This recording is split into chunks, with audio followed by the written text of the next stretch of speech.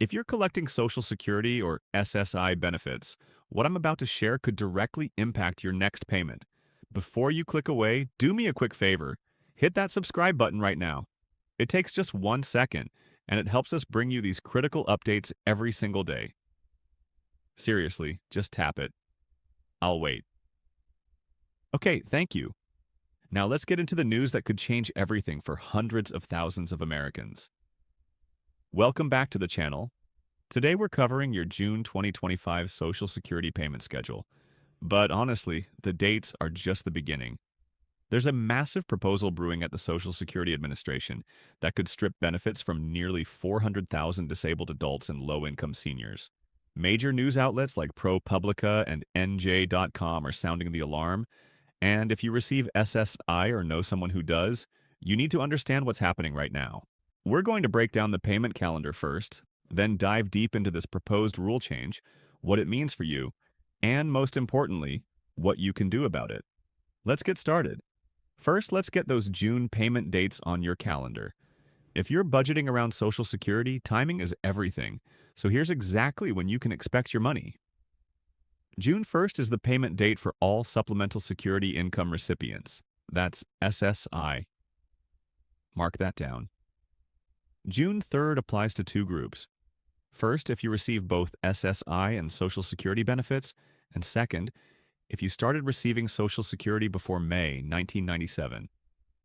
Both groups get paid on June 3rd.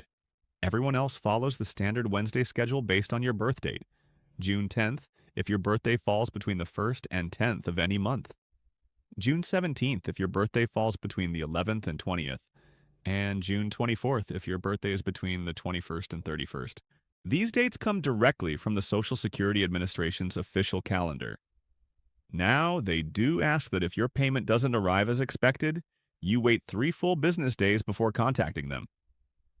I know that's stressful. Believe me, I get it. If you've experienced payment delays or issues in the past, we have other videos covering troubleshooting steps you can take. But as of right now, there are no expected delays for June, so your payments should arrive on schedule. Now, before we get into the heavy stuff, let's talk about some genuinely good news coming out of the Social Security Administration. On May 12th, the SSA launched a brand new upgrade to the My Social Security online portal. They've completely redesigned the retirement calculator, and it now features a side-by-side bar graph that lets you compare up to 3 different benefit estimates at the same time. If you haven't claimed your benefits yet, or you're helping a family member decide when to file, this new visual tool makes the math incredibly clear. You can see exactly how your benefit amount changes depending on whether you claim at 62, your full retirement age, or 70. It's a simple upgrade, but it's a powerful planning tool. Just log into your My Social Security account to check it out. The SSA also just celebrated a 1-year milestone under new leadership, and they're highlighting some major improvements. If you've called that 1-800 number in the past, you know wait times used to average a brutal 42 minutes. Some people reported waiting 5 hours or more. The SSA is now reporting that average wait times have dropped to just 6.6 minutes. That's a massive improvement on paper. However, and this is important, advocacy groups like the National Committee to Preserve Social Security and Medicare have pointed out that calls answered by AI systems are being counted as answered in those statistics. So while the numbers look great, some of you may have noticed it's harder to reach an actual human being. You're not imagining it. That's a real trade-off that's happening. The SSA is also still celebrating the completion of over $17 billion in retroactive payments to more than 3 million retirees under the Social Security Fairness Act. Those checks went out last year, well ahead of schedule, which was a huge win. That said, we've covered reports of some recipients receiving far less than expected due to calculation errors. If that happened to you, make sure you follow up with the SSA or check out our recent video on that topic. All right, now let's talk about the issue that has investigators, advocates, and news outlets deeply concerned. A major investigation by ProPublica recently revealed that the White House is still moving forward with a rule proposal that could eliminate or drastically reduce benefits for up to 400,000 disabled adults and low-income seniors who receive SSI. The headline from NJ.com reads, Social Security's proposed rule change could cut benefits for nearly 400,000 disabled people. And when I first saw that, I thought there was yet another proposal we hadn't covered. But no, this is the same dangerous rule change that was introduced last year. It's still under review and it's still a serious threat. Here's what you need to know. The proposal targets something called the Public Assistance Household Rule, and it indirectly affects what's known as in-kind support and maintenance. I know those terms sound bureaucratic and boring, but stay with me, because the consequences are anything but boring. Here's how it works right now. If you're a low-income disabled adult or elderly person living with family members, and you can't afford to pay your full share of rent or household expenses, the Social Security Administration treats that as if your family is giving you an unearned gift. Because of that, they penalize you by cutting your monthly SSI check by up to one-third. In 2025, that penalty is $331 per month. That's nearly $4,000 a year. This is called in-kind support and maintenance, or ISM for short. But here's where the protection came in. The SSA expanded the Public Assistance Household Rule. Essentially, if you live with family and at least one other person in the household qualifies for SNAP food benefits, the government recognizes that the entire household is low income.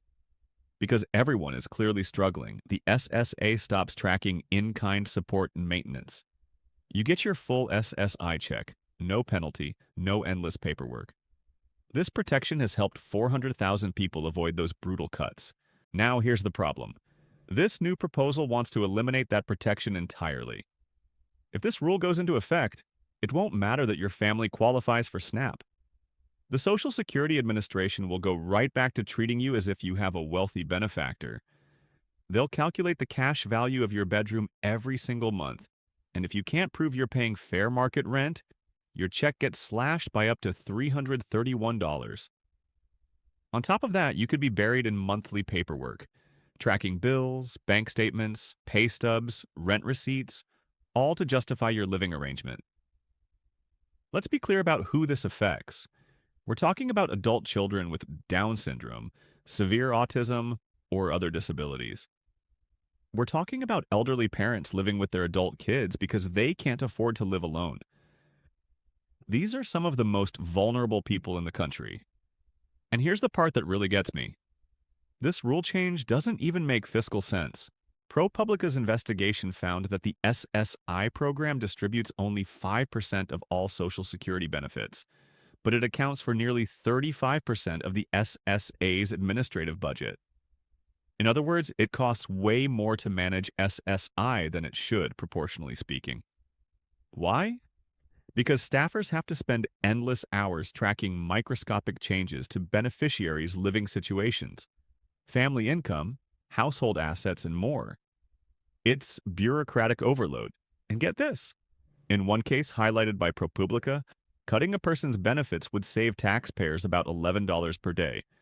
But if that person had to move into a residential care facility because their family could no longer support them, it could cost hundreds of dollars per day or more. So, this proposal could actually cost taxpayers more money in the long run, while simultaneously devastating the people it's supposed to help.